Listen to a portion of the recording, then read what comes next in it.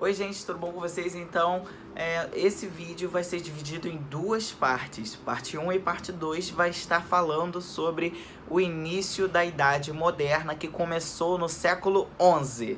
Então, o comércio foi se desenvolvendo junto com a urbanização. Comércio de vender e comprar e a urbanização de migrações. Pessoas estavam se juntando muito em um local, cidades.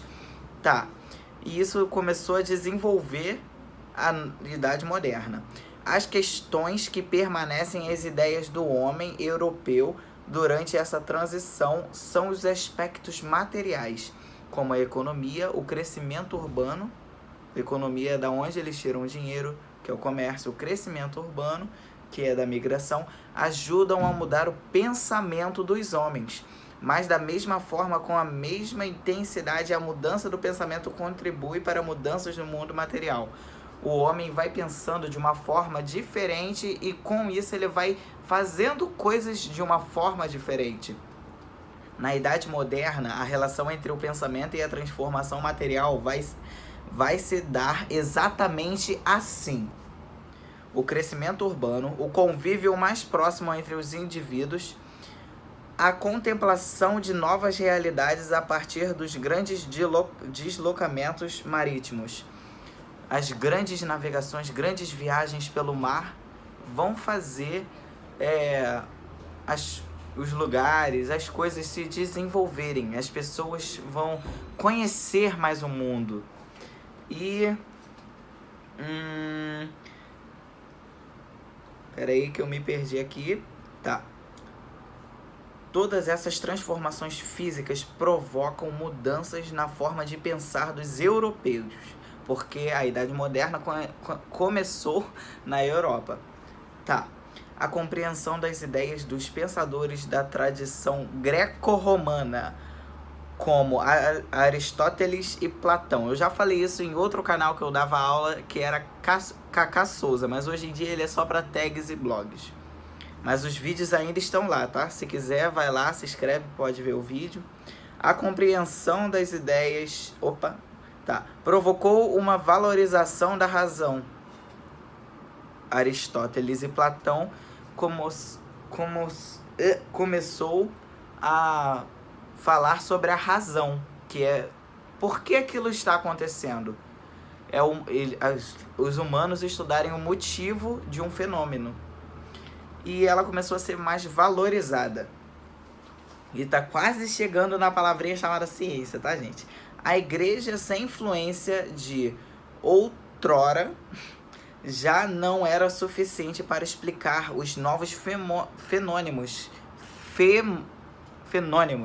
que aconteciam na época. A igreja não conseguia mais explicar. Aí veio a ciência.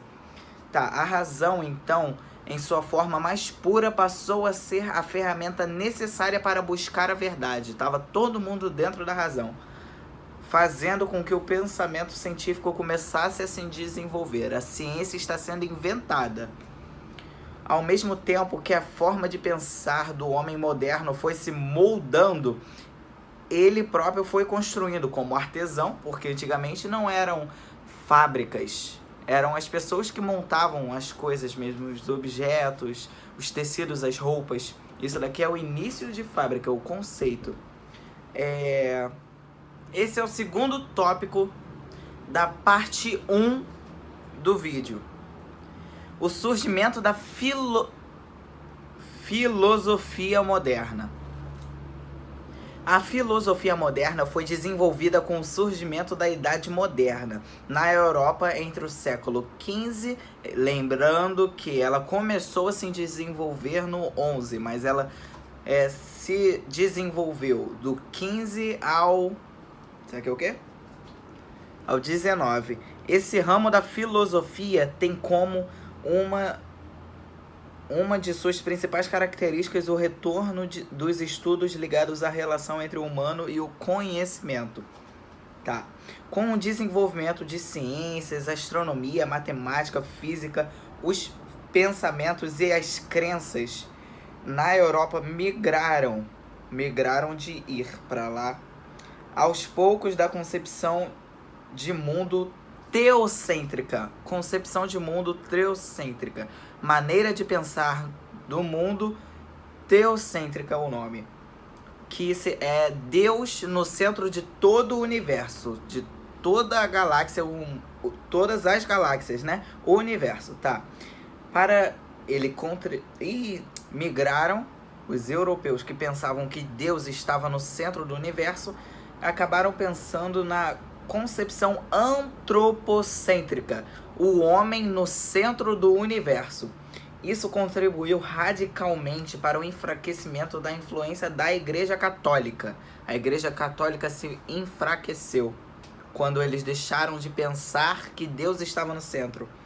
E o desenvolvimento do humanismo, o que garantiu uma visão mais ativa do homem na sociedade, compreendendo como ser pensante com liberdade de escolha.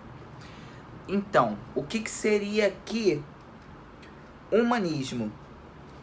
Isso daqui é uma história verdadeira, tá?